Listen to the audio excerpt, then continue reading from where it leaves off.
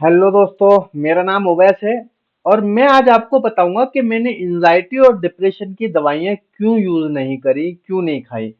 उसके पीछे का रीजन क्या था कि मैंने एंजाइटी और डिप्रेशन की मेडिसिन क्यों नहीं खाई।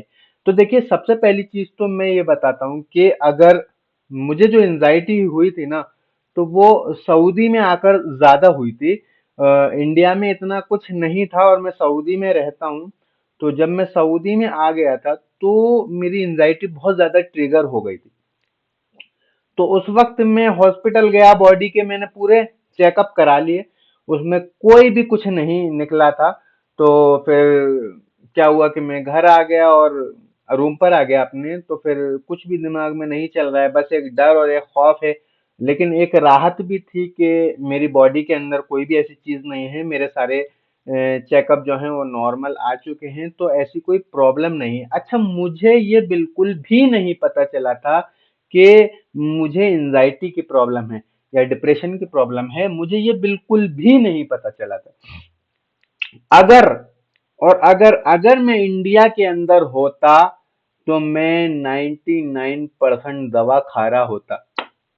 उसके पीछे की वजह यह है कि इस चीज को क्या होता है कि हम सऊदी में रहते हैं तो मोबाइल का यूज ज्यादा करते हैं, और अगर इंडिया में होते हैं तो अपने दोस्तों के साथ इधर उधर घूमते हैं, तो इतनी ना तो कोई प्रॉब्लम होती है और मोबाइल का यूज भी नहीं होता है। तो सऊदी में रह करके जब मैं गूगल में घुसा, यूट्यूब में घुसा, वीडियोस देखना शुरू की, तो पता चला कि एंजाइटी है और एंजाइटी में लोगों को दवा फायदा करती है।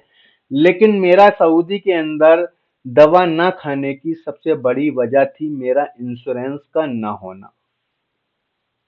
मेरा इंश्योरेंस नहीं था, तो मैंने डॉक्टर को बार बार नहीं, एक बार मैंने बीपी नपवाया, बढ़ा हुआ आया। उसके बाद घर आ गया, अपने माइंड को थोड़ा समझाया, डरा भी, डर रहा मेरे मन के अंदर। लेकिन इंश्योरेंस ना होने की वजह से यहाँ पे इलाज भी थोड़ा महंगा होता है। हमारे जो कफिल है उसने इंश्योरेंस नहीं करवा रखा है, तो मैं वहां गया।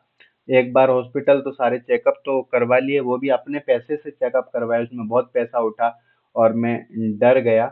एक बार मेरे कफिल ने भी थोड़ा सा साथ दिया, लेकिन फिर उसके बाद यहाँ पर हम रहते हैं, हमारी कोई छुट्टी होती नहीं है और काम काम काम काम, बस इतना सब कुछ होता है। लेकिन बस अपने माइंड को समझाता गया, हॉस्पिटल नहीं गया दिखाने के लिए क्योंकि इंश्योरेंस नहीं था। आपके पास इतने पैसे होते नहीं है, यहाँ पे एक छोटी सी चीज भी आप कराएंगे तो बहुत पैसा लगता है। ये इंडिया नहीं है कि आप इंडिया में जाओ आप कुछ भी करा लो जाकर, ऐसा नहीं है।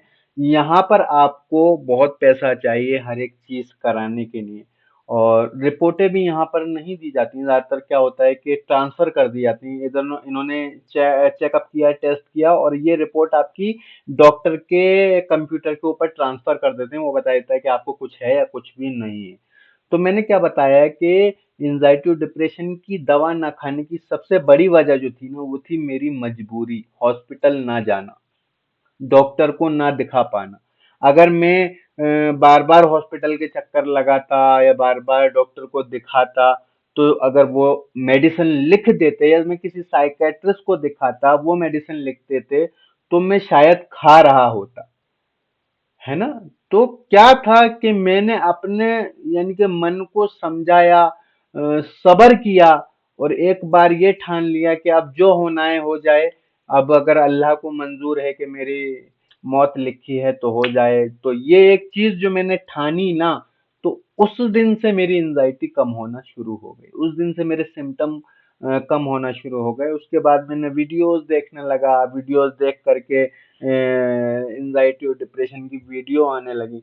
तो जब एंजाइटी और डिप्रेशन की वीडियो आने लगी, उस चीज को देखकर समझा। बहुत लोग कहते थे दवाई नहीं खाना है, ये है वो है। फिर मेरी बहन एक डॉक्टर है, उससे मैंने पूछा, हाँ ऐसा ऐसा मसला है, तो बहन ने मुझे बोला कि आप काउंसलिंग लो भाव, भाई आप उससे ठीक हो जाओगे काउंसलिंग से।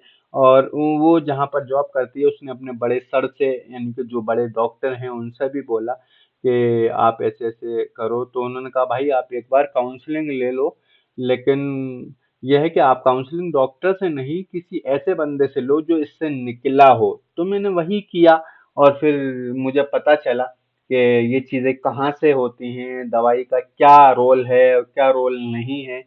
तो सारा मैटर जो था ना, मैंने कहने का मतलब ये है कि सारा जो खेल था ना वो मेरा परदेश का था।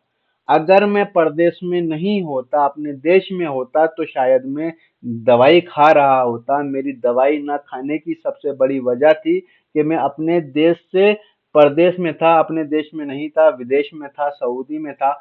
और आप यहाँ पर ना फैमिली, ना दोस्त, ना यार, ना कोई भी नहीं होते।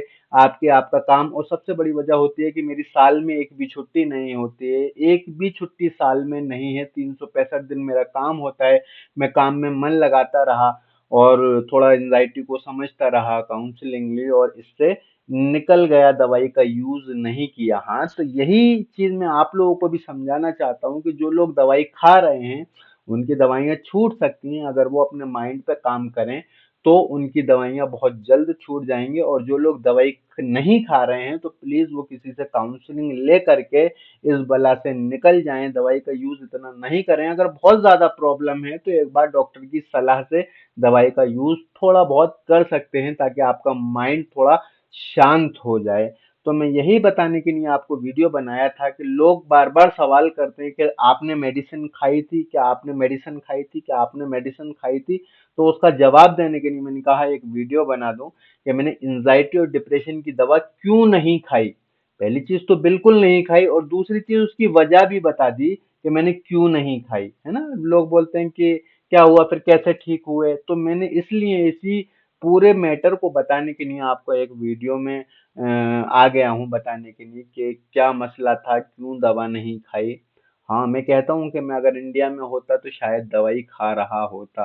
क्योंकि जब आपको सिम्टम आते हैं, आपको कुछ दिखाई नहीं देता है, आपके पास पैसा होता है, तो आप बार बार डॉक्टर के चक्कर लगाते हैं। डॉक्टर कभी आपको खाली नहीं भेजता है, वो किसी ना किसी चीज की आपको टेबलेट दे ही देगा। कुछ नहीं देगा तो एक नींद की टेबलेट दे देगा, कभी खाली नहीं भेजता है। तो वो उनका काम है, आप उनके पास जा रहे हो, उनकी फीस दे रहे हो, तो वो कुछ ना कुछ तो आपको देंगे, है ना। तो वही चीज है। अल्लाह का शुक्र है कि मैं उस वक्त इंडिया में नहीं था और मैं प्रदेश में था। नहीं तो अगर मैं इंडिया में होता तो शायद दवाई खा रहा होता, चेकअप करा रहा होता, पैसा बर्बाद कर रहा होता। तो प्लीज प्लीज प्लीज आप भी इस चीजों को समझो। आप अपना पैसा बर्बाद मत करो, डॉक्टर शॉपिंग मत करो, डॉक्टरों के चक्कर मत लगाओ, ज्यादा दवाइयों पे डिपेंड मत रहो। अपने माइंड का खेल है, माइंड से ही ठीक करो। पॉजिटिव रहो, पॉजिटिव अफर्मेशन देते रहो, सीबीटी की प्रैक्टिस करते रहो, अपनी डाइट ठीक करते रहो, एक्सरसाइज करते रहो। एक्सरसाइज अपनी लाइफ का पार्ट बना लो, और पॉजिटिव लोगों में रहो, पॉजिटिव चीजें देखो, पॉजिटिव चीजें सोचो। जो भी आपके माइंड में इमेजेस बन रही हैं उनको पॉजिटिव बनाने की कोशिश करो, और बहुत जल्द इससे आप निकल जाओगे। हर एक बंदा निकल जाता है, आप भी निकल जाओगे। डरने की कोई जरूरत नहीं है, धीरे धीरे करके सब निकल जाते हैं। तो दोस्तों, अगर मेरी वीडियोस आपको अच्छी लगती हूँ तो लाइक करो, शेयर करो, सब्सक्राइब करो, और बेल आइकन दबाना ना भूलो, ताकि मेरी आने वाली नोटिफिकेशन आप तक पहुंच जाए। मिलते हैं अगली वीडियो में। अल्लाह हाफिज।